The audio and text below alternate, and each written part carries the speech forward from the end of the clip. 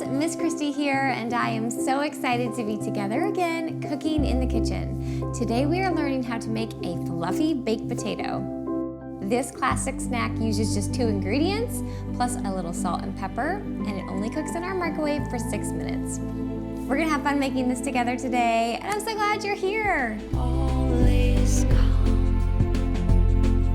and all is bright.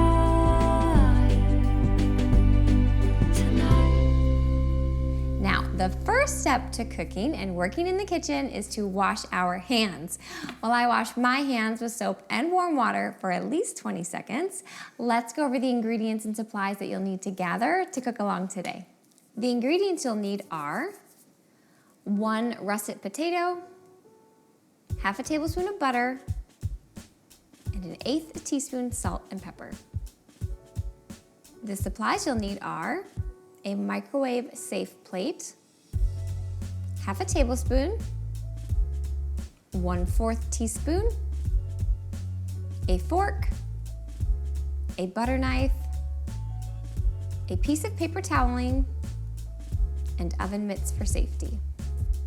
Okay, great. Your hands are clean and my hands are clean.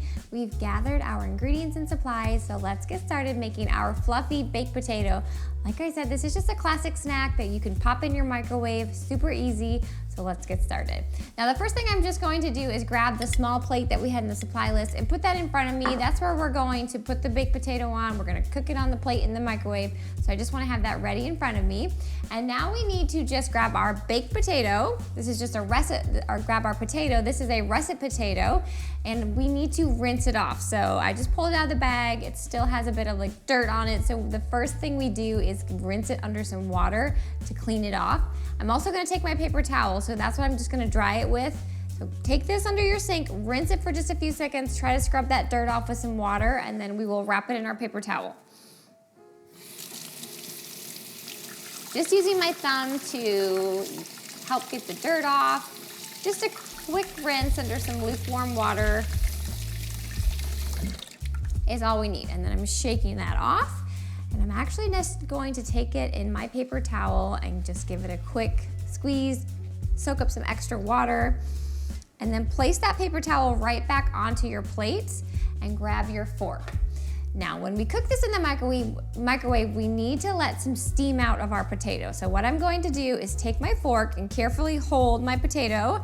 I'm just going to pierce it 3 times on each side. So that was 1, 2, 3. So I'm just taking the tip of my fork, poking it in my potato the best you can, and then flip your potato over and do the same thing on the other side. So 1, 2, and 3. All right, place your fork to the side. We will use that when our potato is done cooking. But now what we need to do is put this in the microwave for 3 minutes. Once that 3 minutes goes off, I'll actually flip the potato over, and then we will cook it for 3 more minutes. So all I'm going to do is take this paper towel that we just used and wrap it lightly. It's gonna help keep a little bit of steam in, cook the outside of that potato. So I'm actually going to put it in there just like this for 3 minutes, and then once that timer goes off in the microwave, we'll talk about carefully flipping it over and cooking the rest of the way.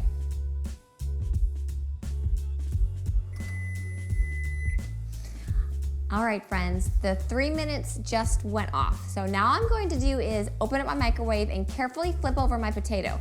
So it helps that we have it wrapped in a paper towel. So I'm just going to grab the sides of the paper towel and give it a quick flip on the plate. Don't touch the plate, it'll be a little bit hot, but because you have that paper towel, you should be able to touch your potato. And again, just flip it all the way over. We wanna get the other side where we pierced it to now be the top. So I flipped that potato and we're just going to cook it for 3 more minutes, and then we will talk about getting it out safely.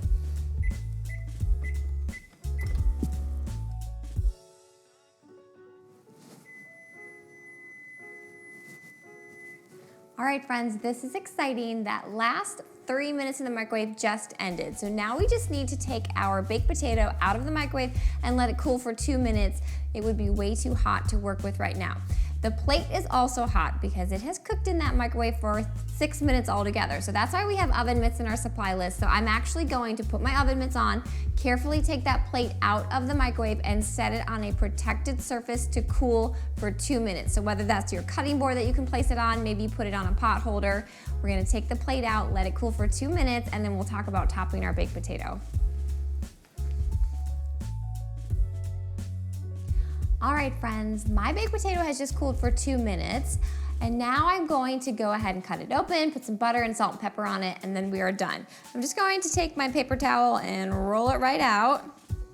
You can toss this, we are done using that. And you'll be able to see your potato is cool to touch it now a little bit, and it's squishy. That's how we know when you can kind of push on the sides and it gives in. That's how our baked potato is cooked. We know it's ready to eat.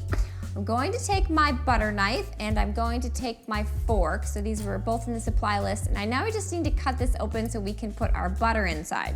So how I do that is I just take my fork and push it into the middle of my potato, and then take my butter knife, go through 2 of the areas of the fork, and I'm just now going to cut this open. Okay. All right, and now all that steam is going to come out and we're gonna be able to put butter on it. I'm gonna place my fork my butter knife to the side, and now I'm just going to take the back of my fork and give this a quick little smush, because I want to be able to rub my butter on here. All right, now let's put some butter on. I need half a tablespoon of butter, so I'm going to grab my half a tablespoon, it says 1/2 TBSP, and my butter. Now I'm going to take my butter knife and just measure out about a half a tablespoon of butter. And now, of course, when you make this, if you get comfortable making it and you want to just spread butter on and not measure it, if you want to just sprinkle salt and pepper and not measure it, totally up to you. This is just if you're learning to know exactly how many of the ingredients you need, this is just a good way to start. So I'm using half a tablespoon of butter. I've got it measured. Now all I'm going to do is just take my butter knife and rub half of it on one side, take the other half, and same thing with my butter knife, I'm just spreading it around, getting the butter into all those little nooks and crannies. All right, that looks good. Like I said before, if you don't want to have to measure this part, by all means you don't have to. You could just slather some butter on, but sometimes it's nice to know how much butter do I need. You can put your butter to the side, you can put your 1/2 tablespoon to the side. We are done using that. And from here, I'm just going to sprinkle on my salt and pepper. So we have about 1/8 a teaspoon. Now again, you could just sprinkle it on to your liking.